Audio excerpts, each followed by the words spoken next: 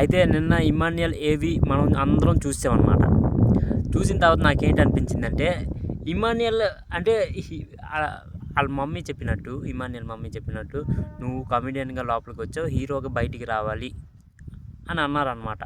అయితే అలాగే బయటికి వెళ్తాడు, కాకపోతే విన్ అయ్యి వెళ్ళడు.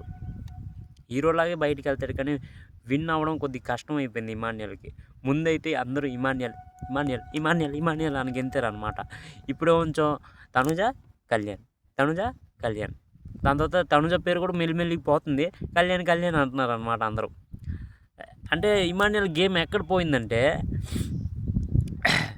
తనుజతో ఏ గొడవ పెట్టుకున్నాడు కదా, అంటే నామినేషన్ అప్పుడు, ఇది బొమ్మల టాస్క్ అప్పుడు రీతు చౌదరి ఏమంచో రాము రాత్రుడు అన్నీ తీసుకున్నప్పుడు తనుజ ఏమంచో రాము రాత్రుడికి సపోర్ట్ చేసి ఎవరిని ఇమాన్యుయల్ని ఆ టాస్క్ నుంచి తీసింది కదా. తీసినప్పుడు అప్పుడు ఏమి వెళ్ళలే ఇమాన్యుయల్.